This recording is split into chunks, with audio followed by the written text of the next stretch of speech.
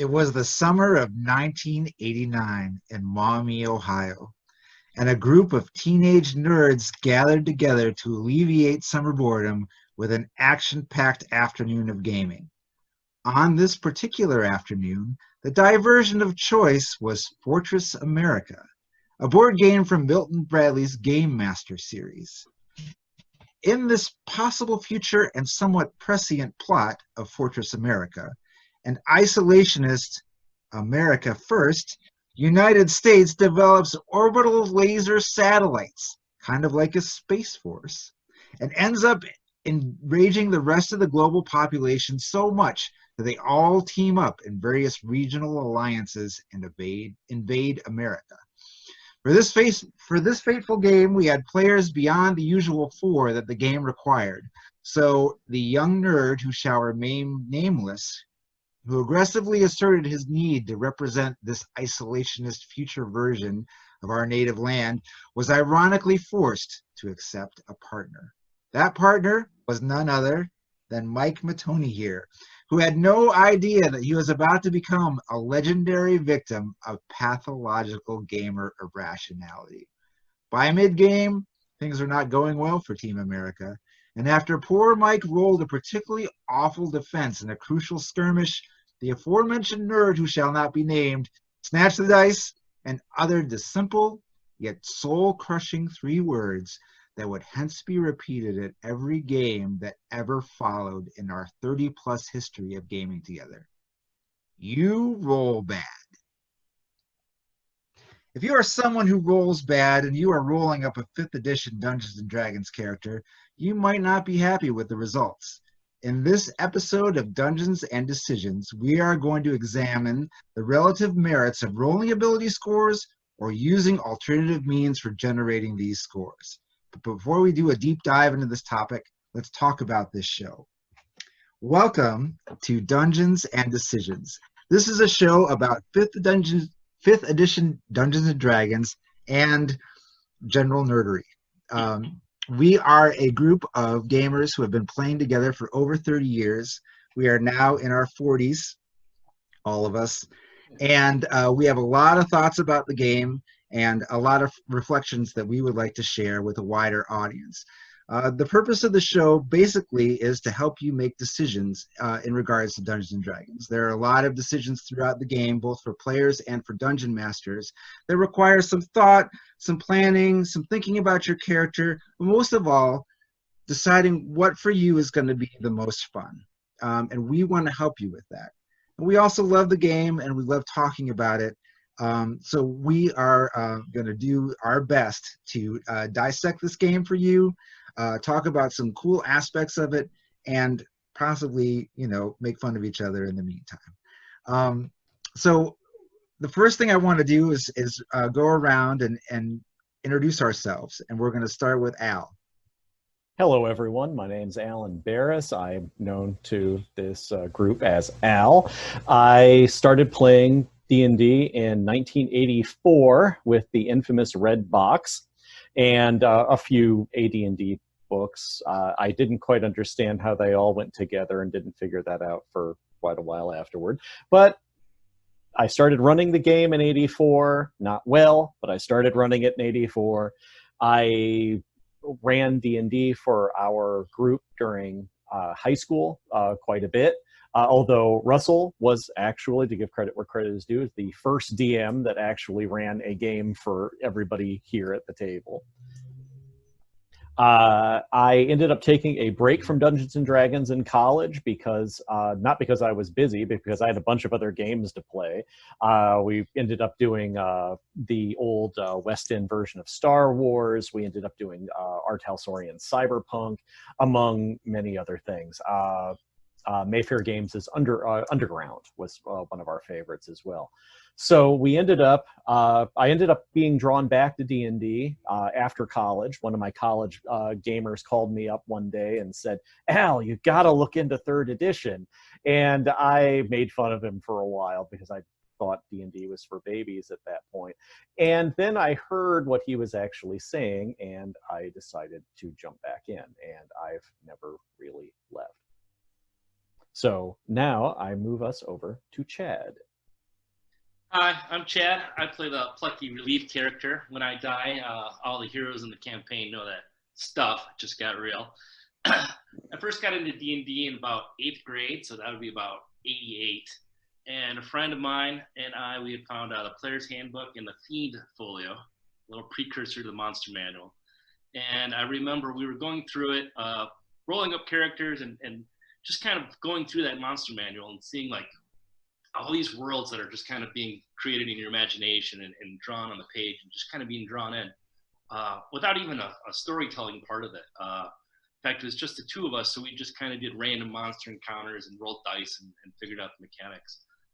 It wasn't until my freshman year when I hooked up with these losers and we started playing D&D for real. And with Al and everybody else, we had all these different, not just Dungeons and Dragons, but other role playing and just kind of figuring out the mechanics, the storytelling, and just kind of how we all work together as a group. So, and that's all for me. I'll move on to Mike. All right, I'm Mike Mattoni, or Mattoni to the group. I first started not actually playing, but liking D&D probably 3rd or 4th grade, but didn't have anybody to play with. So reading a lot of books, rolling up a lot of characters, but not actually having anybody to play with until I got together with these guys. And my version is going to be a lot shorter because the rest is kind of history at that point. Played a lot of games, didn't have any dogs barking at me at the time, and have enjoyed it ever since. So over to you, Mark. Awesome. So I was introduced to Dungeons & Dragons when I was 11 years old. It was my cousin Chris gave me his copy of the Red Box set and a copy of what will still be probably my favorite adventure module of all time, the Keep on the Borderlands. And so I, like Mike, had really no one to play with, so I just kind of made characters. Eventually, I did find another guy to play with, but it was just the two of us, so those adventures tended to be kind of rather docile. I did go to conventions a little bit as a youngster, and that was an interesting experience. Growing up in Toledo, we were actually fortunate enough to have at least one a year. Yeah, so I went to conventions sponsored by UT Bash, which was an organization from the University of Toledo, and they would have at least one convention a year. And I went to those, and it was kind of an eye-opening experience.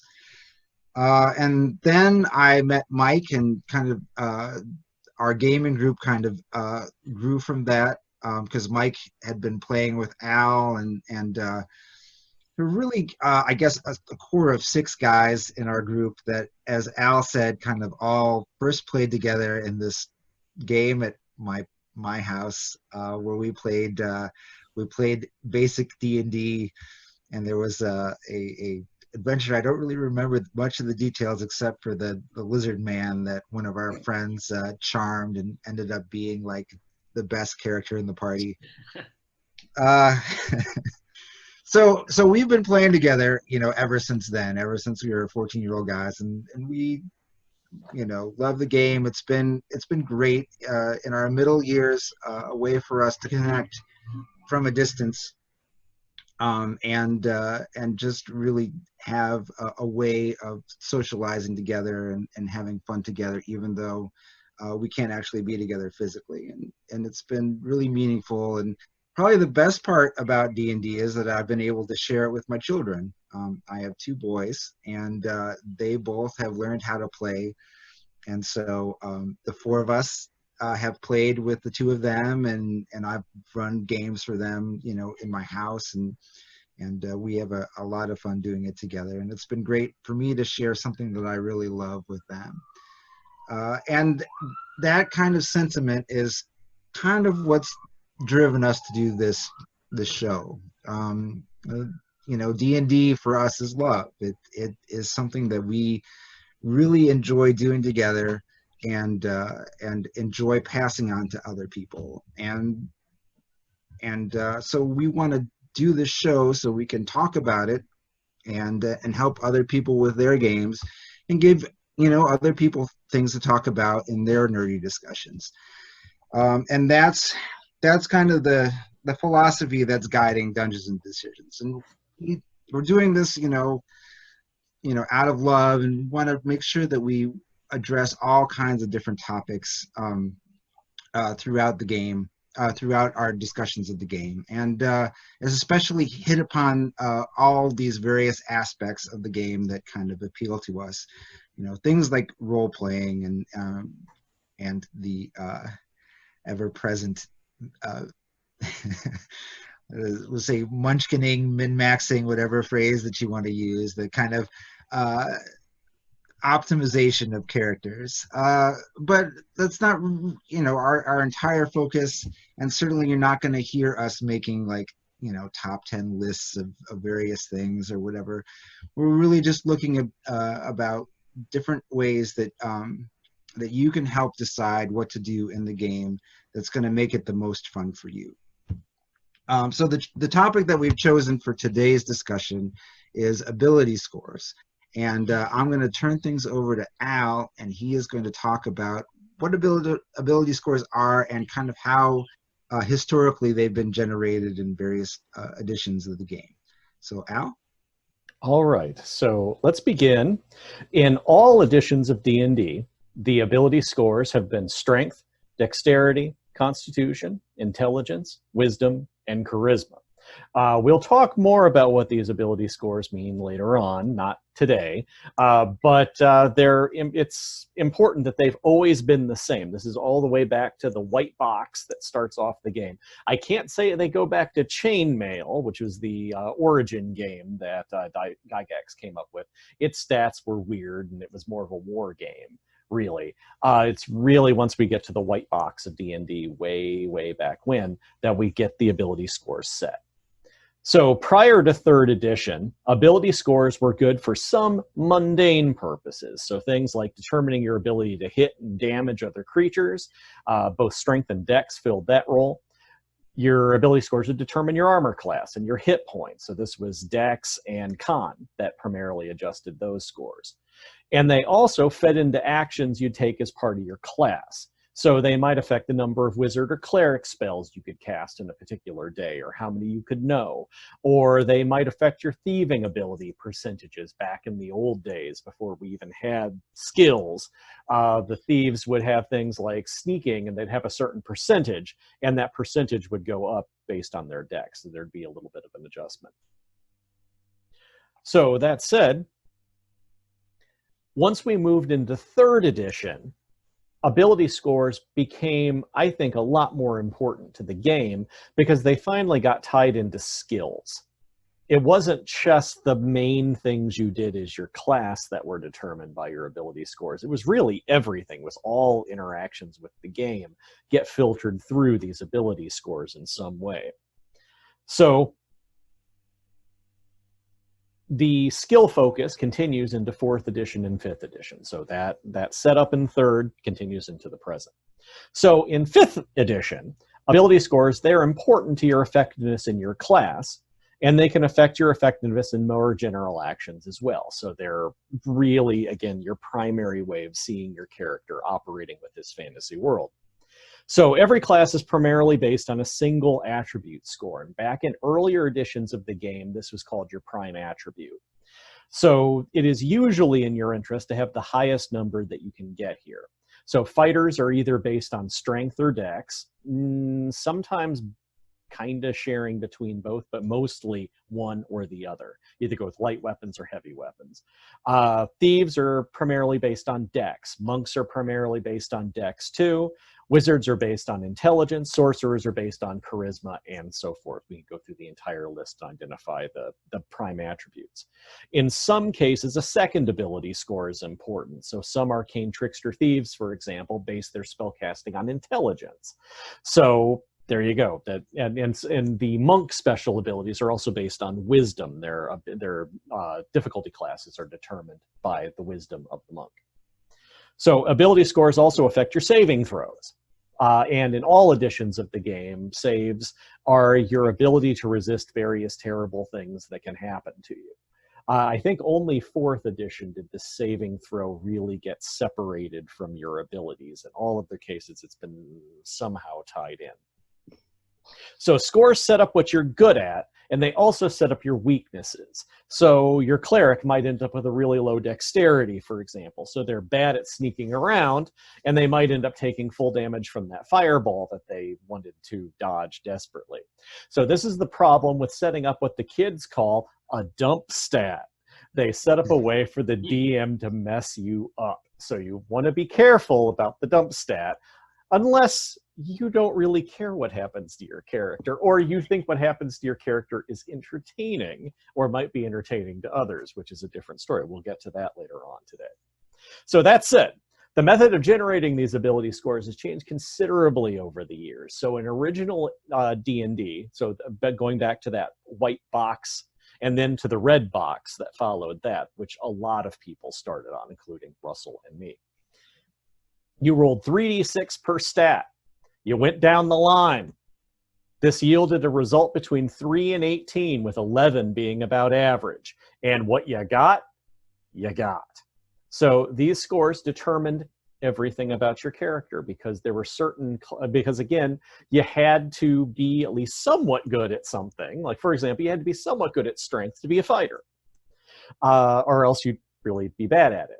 In other cases, you needed a certain ability score to qualify for a class. So in the case of the original dwarf and elf, who were actually treated as classes, not races, you had to have certain scores in order to get into those classes. Later on, in first edition, you needed a certain ability score requirement to be a paladin or a bard.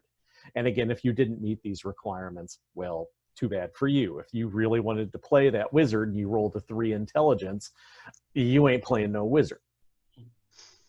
So this continued into the old red box set. Then once we got to first edition, otherwise known as advanced D&D. So again, follow along at home here. This is the only edition that's complicated, because at this point we've got basic D&D, we've got original D&D, which was the white box, basic D&D, the red box, and then we had AD&D, which was the books, the standalone books, and this is what we usually refer to as first edition.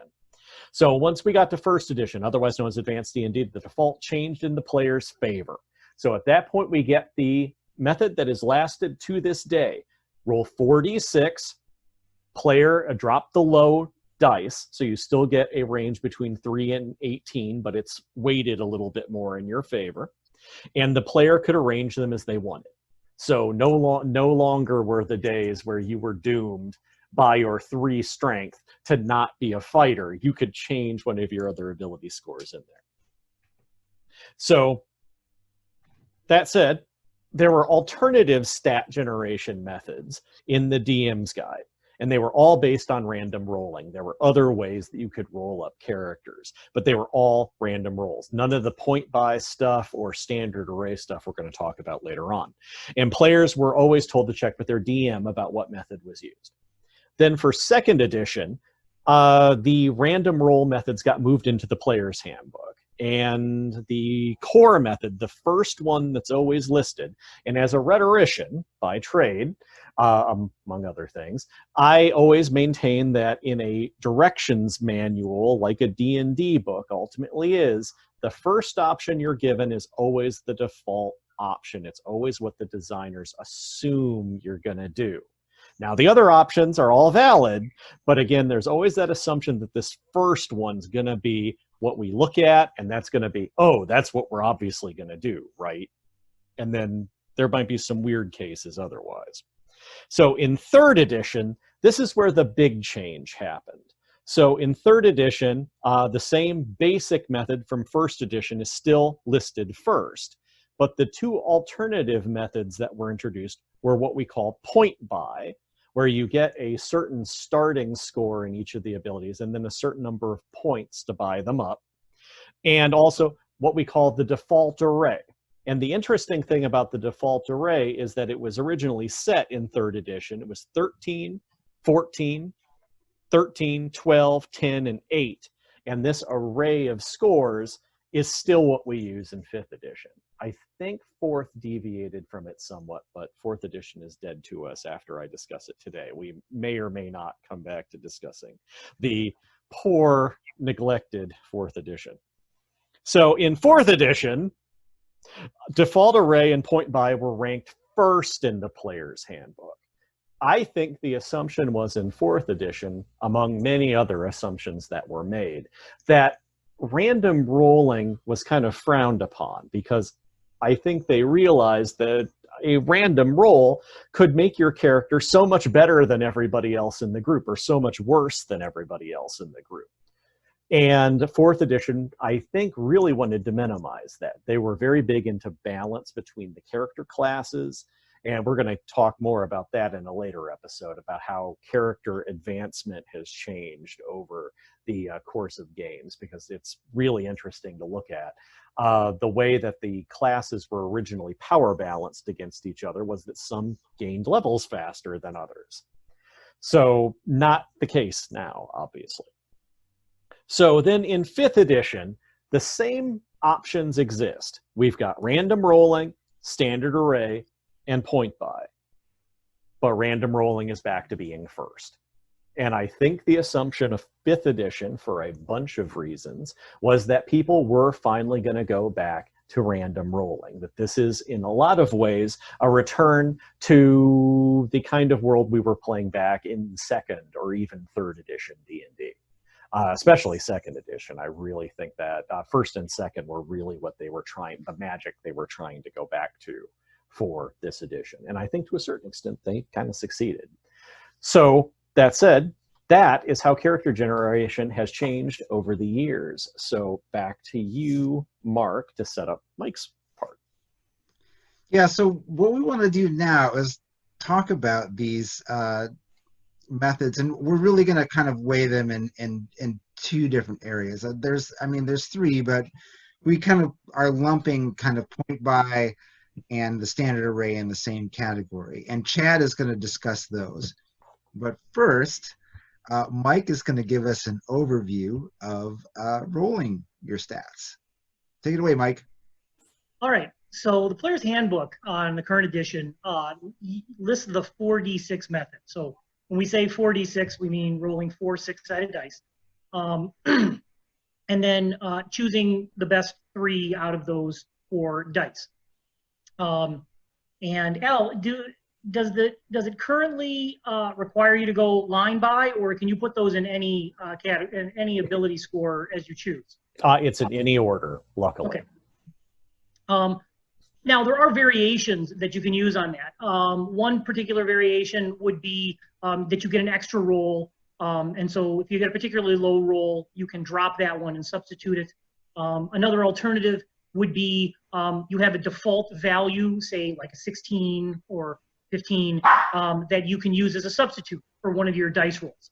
And again, it all depends on what the DM sets up for your group. But it tries to induce some element of randomness, like my dog barking, as well as trying to put a little bit of a floor on things. Recognizing that for relatively new players, having a poor ability score can oftentimes be very frustrating. It can run into problems in terms of group dynamics. People start to get a little surly if they fail too many times. For more advanced players like our group, low rolls actually end up being sometimes a role-playing opportunity. So for example, you get a particularly low roll and you think it might be fun to have the clumsy thief or the dumb wizard, or or if you don't want to put it in a main stat, you can put it in a secondary stat. So it would be like a clumsy wizard, where it adds to your opportunities for role playing. Let me introduce my dog. He clearly wants to say hi to you and kill you. Happy face. At any rate, so it depends on how you look at it. And my approach has always been, you're here to play, you're here to have fun, and you have to think for yourself, what does fun mean? Winning is again, you have to decide for yourself what winning is. And I think for our group, it's how much are we entertained? I mean, I think when we have a bad roll, most of us look at that as an opportunity to have some fun with it, rather than something to get upset about. So that's kind of the approach that we take. And can you guys think of an example? I'm not thinking of anything off the top of my head, but I'm sure you guys can, of where somebody put a stat in, in a bad stat, in a way that enhanced the kind of the playability or the role-playing opportunities? Yeah, I can. So Al has a character named Trag the Toad. Ah, yes. Who's had what did he have, like a 6 in charisma or something? He had a really low charisma, and Al kind of interpreted this as Trag not only being kind of hunched back and ugly, but also just a miserable human being. And Al being Al, he role played this to the hilt. And it was a very, very effective use of a low charisma. And I think in a lot of ways, like that's a really fun one to, it's kind of a shame that so many 5th edition characters need a high charisma now, because like the low charisma characters is really, really entertaining to play. Blame Instagram.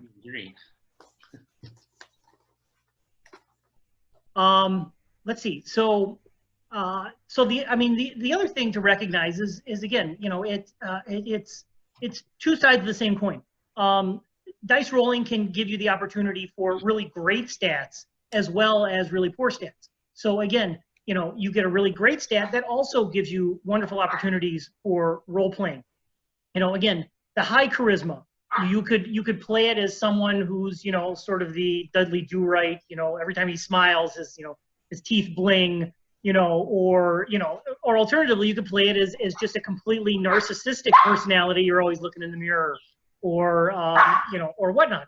So again, roles really give you the opportunity to play your character to the fullest, especially when you have the opportunity to put the dice rolls in the categories that you want. So with that, I think Chad, you were going to talk about some additional dice rolling options. Well, I think we'll just kind of discuss the rollings overall first. Yeah. Yeah. So we, I think we can see the advantages of rolling in a lot of different ways, right? We can see that you have that that kind of magic of not knowing kind of what you're going to end up with. And also, like, Dungeons and Dragons is about rolling dice, right? It's just an essential element of the game. And starting out with your character that way just kind of feels right. And it's definitely kind of my preferred method. However, you can definitely get into these issues, especially if you have a group of players where the rolling just kind of goes in one direction or the other. If you have someone who's in your group who's very unhappy with their rolls, and it just the games become miserable because they just they have a tough time, or maybe they're complaining about it all the time or whatever. And then the contrary, the other side is one person who just happened to roll this fantastic character, right? Or so ended up with just like great scores across the board, is better at everything than everyone else is, and that's just really irritating to play with too. Yeah, you're still on mute, Mike. Oh yeah, Mike, you're muted. Mike, unmute Matoni. You gotta unmute. There you go. No, I was gonna say Chad's legendary for making really good dice rolls. So yeah, that's always a lot of fun when Chad rolls well. Now, so I mean, I feel like those are kind of some of the various ups and downs. But I mean, I think overall, I choose to go with kind of the surprise and the excitement of rolling. But there, as Mike said, there are some kind of built-in measures that you can take to make sure that no one ends up with a truly awful character. the dropping a score or swapping in, a set score so that everyone has like at least 116 or whatever. Those are good ideas. Yeah, playing off what Mark said, I think I read a quote something like, there's nothing worse than having a character that just can't, function up to the level of what he needs to be. But it's even worse having one guy that can do everything that the rest of the group, nobody really just kind of wants to play that. And I looked at some of the rolling ones, and there's one that I saw that I've never saw before, which maybe you or Al or whatever saw, but it was a 2d6 plus 6 for your stats. Yeah, so yeah, the minimum was an 8, and it kind of skewed you a little bit more than 12, but I mean, and it probably was be a lot quicker too than doing 46 minus, drop the 1 or drop the lowest and re-roll. So right. How that will turn out with an average of numbers if you're going to see a lot of 18s on that character. The other thing I was thinking of when you were talking about the old box, when you had to do the scores in a row. Yeah. We played for so long that actually might be fun to role play. Like, oh, guess I'm going to be playing a wizard today. Oh yeah. or choose what class it is and then play it regardless of what you roll. That might be fun too. See, now that brings up. I'm going to defend the standard array / point buy later in our podcast. I haven't talked about it yet. For right now, I will say that there is one really good thing that you can do with random rolls. And that is if you do not have any expectations of what your character is going to be when you sit down, this character score, the ability scores can actually drive you towards your character. Yeah, they can help you form that person, and they can help you. And again, they can be really fun from that standpoint. So an example of this, when Wizards, I said I wouldn't talk about 4th edition. When Wizards did the version of Gamma World that was based on 4th edition, you randomly rolled everything. Like you rolled what your race was, which was actually a hybrid of 2 possible race options, which was hilarious. It was amazing. And you really didn't get a class or anything like that, but you got all these random options that got attached to you. And we got some really interesting stuff out of that when we played.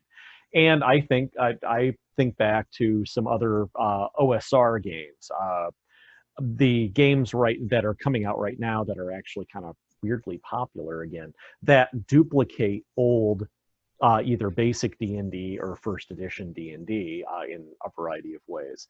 And a lot of those games really emphasize the random roll as sort of this weird way of coming into the world and making up your character.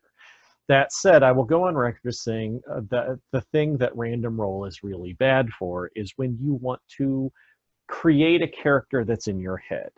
Yeah. If you already have a picture of this person, then chances are your random rolls may or may not line up with that. Oh, actually, Mike, I actually came up with a great example of a character who was shaped by rolls. I was playing the 3rd edition based version of Call of Cthulhu, which got totally ignored, and the Wizards just never did anything else with it after they put it out. It's a great looking book though. A friend of mine was running it back in Columbus, and I ended up rolling a pretty random character. I wanted to be a doctor. I wanted to be a disgraced medical student. Based on Dr. Benway, for those of you who are familiar with the works of William Burroughs. Like a drug-addicted wreck of a human, just a total con man. I ended up rolling an intelligence of 8. And I had to work this out when I was trying to come up with the character. So the explanation I came up with was I took so many drugs in medical school that it actually damaged my memory. And one of the aspects that's folded into intelligence is memory. So I still figured I'm probably still really good at like basic numbers and logic, but I forget things so quickly that it undoes all of that.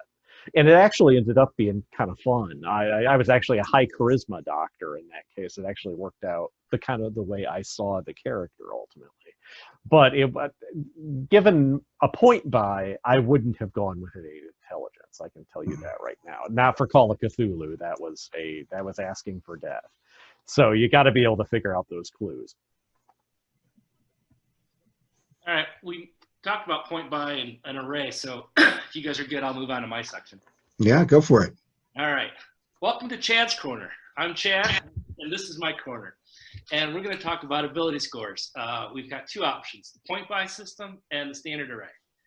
We'll do the standard array first, just because that's the easiest one to get out. There's a D&D Adventure League, which is the official organized league for Dungeons & Dragons players. These are the two systems you do use to create your characters. They don't actually talk about rolling at all. And then these are the numbers that they'll have for them. So for standard array, you get a set of numbers, which is 15, 14, 13, 12, 10, and 8. And you can assign them to whatever ability slot that you want. This way, every character has the exact same stats, just in different spots. It's probably a quick way to get into the action. And I imagine, Al, you can correct me if I'm wrong, but probably what a lot of dungeon masters do just to create your opponents really quickly. I doubt they roll every stat for them. But for the point buy system, you're looking at a number of points, and then you can buy these ability points. This is really getting into the min-maxing, optimizing your character. So for 27 points, you have 6 abilities. Each ability starts with 8 points, and the highest you can get is 15. So every point that you spend can go from 8 to 9 for 1 point, 9 to 10 for another point. Once you get into 14 and 15, though, they cost 2 points. So 13 to 14 is 2 points, 14 to 15 is 2 points. Basic math. Now, what you can get is an array of stats that can go from 13, 13, 13, 12, 12, 12, or 15, 15, 15, 8, 8, 8, and then everywhere in between. You can have a really generic average character with those 13 and 12s that just barely qualify to be some kind of character classes. Or for like with your 315s, Al had talked earlier about dump stats. You know, you got a monk, you can put them in wisdom and dex, and then, you know, you have a stupid, weak monk that can't even climb a wall, for example. And so it also, you know, the extreme stats will give you kind of extreme playability. You know, I had a monk that obviously had weak stats and couldn't climb a wall, and we laughed about that for a while. You know, you can walk on water, but he can't climb a wall. But, you know, if you had 13s and 12s, I think you'd kind of be a little bit bored with your character. You'd just be barely able to accomplish something. In fact, you'd be relying more on the random dice in combat than you were in character creation. And before we go into discussion on that stuff, I just wanted to do the numbers really quick, because, you know, if you haven't figured it out already, I like to optimize characters. I looked at it kind of like Magic the Gathering, the card game. Half the fun is kind of building the deck, and then the other half is trying it out and see how well it works. That being said, you know, role-playing is half of D&D and can't be forgot, and that sometimes is fun playing with the low scores. But back to the numbers. So if you look at the array system, that's the 15, 14, 13. If you add them all up, you get 72 points. If you divide that by the 6 abilities, you get 12. So your average ability is around a 12. If you take the point buy system, and we'll look at the 13s and 12s, you actually get 75 points. Is that correct? Yeah, 75, which is actually a 12.5 average ability. And if you look at the extreme one, which was 15s and 8s, you only get 69, which is 11.5. So the best bang for your buck, if you're optimizing, would be that 13-12 array, but would probably be the most boring character ever to play. I personally kind of like doing more of the random rolling and then having maybe a backup of a stat array in case you roll bad, as the case may be. But I think it's interesting to see that the Advantage League, that official league by Dungeons & Dragons, is leaning more towards the ability point array system. And it's probably maybe just to make sure that people didn't say, oh, I rolled really good. You just didn't see it. Discuss. Well, that is one of the, I mean, when we talk about the advantages of these systems, that is one of the main advantages, right? Is that everyone comes to the table as equals, right? With a point buy or a standard array, then everyone has the same opportunities as far as, you know, assigning their ability scores. And so that, you know, you have this kind of across the board group of players who are all, you know, starting out relatively equal. Well, and I think it really depends on what you're setting, because if you're playing as like a pickup group or something where you're only going to play one game or a couple of sessions, or maybe you're playing it at a convention, having everyone start off in an even playing field, I think, appeals to everyone's sense of fairness.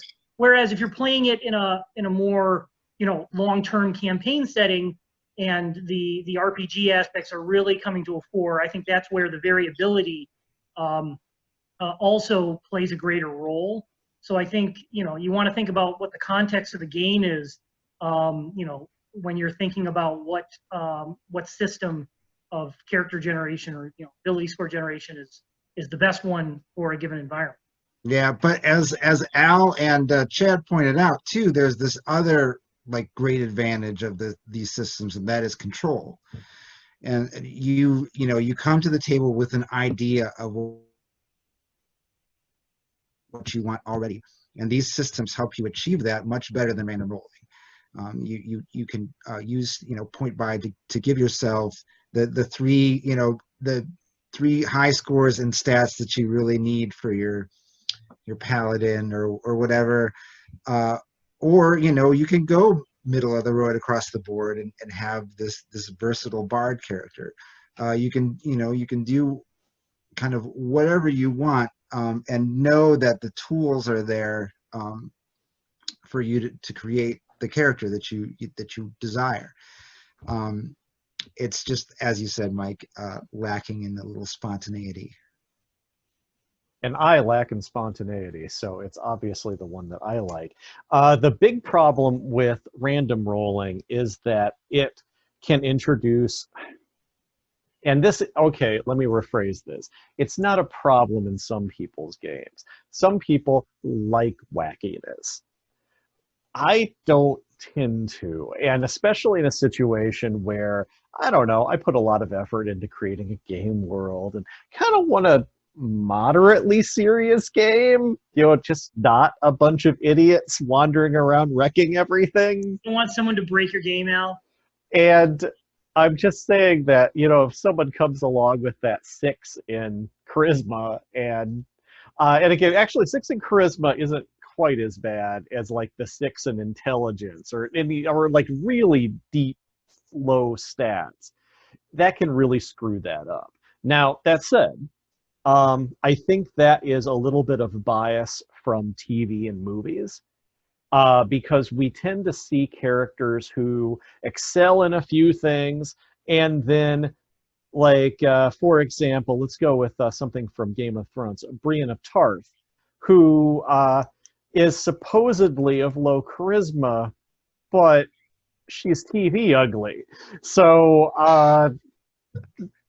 she's a professional actress and actually quite attractive. It's just they put different makeup on her. Again, it's not really we're used to seeing those characters as a little bit more average in their weaknesses. And I don't know. I think there's a little bit of bias that's built up in my head against the very low ability score hero. I mean, maybe that's a point of view that this is kind of a diversion in fantasy, and we're all average or below average in something. So why do I want to role play being below average? Right. That's the other. So there's an aspect of that probably as well. Well, and I think there's certain expectations. Like if you have a fighter and he's not very good at fighting, I mean, that's not really expected. He's not helping out your party. Right. But you don't expect him to be good at saying, sweet talking the guards. Oh, right. And we'll talk more about the role of teamwork, incidentally, later on in the podcast. Like, how do you interact with the other characters? How do you maximize your ability to actually get things done? Again, I like the boringness of standard array. I also like kind of the challenge of working with a setup number array to try to get that to duplicate various characters. I kind of like it. Yeah. And that's a really important point, Al, because a lot of people who are coming to the game for the first time are modeling their character after some other fictional character, or maybe even a historical character. In fact, Al and I both started out with the red box, and we were talking about this example from the basic set about the character example where they roll down the line, right? I mean, it's the player. First of all, it's like we're talking about like the late 70s or whatever that these books were written in, and the player is a girl, which is immediately like there's a red flag there. Right? I choose to disbelieve. It's like, okay, D&D, sure. We're not saying that it's bad to be a girl gamer. We're just saying it In was fact, we very highly unusual encourage it. back then. Yeah, no, absolutely not. No, it's wonderful to see women playing Dungeons and Dragons. It's just something you didn't see in the 1970s. A lot. Yeah, a lot. So and she, she names her character Morgan Ironwolf. But she, she decided to be a fighter or whatever. But I think her name actually she took from Morgan Le Fay, right? So she's like kind of basing this fighter on Morgan Le Fay from the Arthurian legends. But there's so many examples. Mike especially is fantastic at creating characters that are inspired by other fictional characters. Oh yeah, I mean, I think some of my early characters at least took inspiration from books or whatnot, and then you kind of build up around that. But especially when you're younger, it's sometimes hard when you're playing your first or second campaign, and you don't have a lot of experience to know kind of where to start. So it's natural to start from something that you're familiar with, and to build from there. So yeah, and the D&D classes, which we're going to get to that eventually too. They're all based on fictional archetypes. The ranger is very, very much based on Aragorn, and it's all Tolkien-esque basically. Yeah. So there's that's it's natural that you would go in that direction, and the point buy and the standard array really, really help you achieve those things. They help you make a character that's like Aragorn or make a character that's like Legolas. Or that's you get closer anyway. Yeah, and that's the point, right? We more than anything, right? The point is to have fun with the game, to create the adventures, to utilize your imagination in a way that's fun for you and fun for everyone that you're playing with. And that's what we're trying to help you do with the show. And we're experts at that. Well, maybe not, but I'm an expert. we certainly like talking about it. Yeah. Put in wisdom. I'm always amused. So with that being said, we are going to bring this episode to a conclusion. Thank you very much for listening and or watching. And we will be coming back to you next time with another episode of Dungeons and Decisions.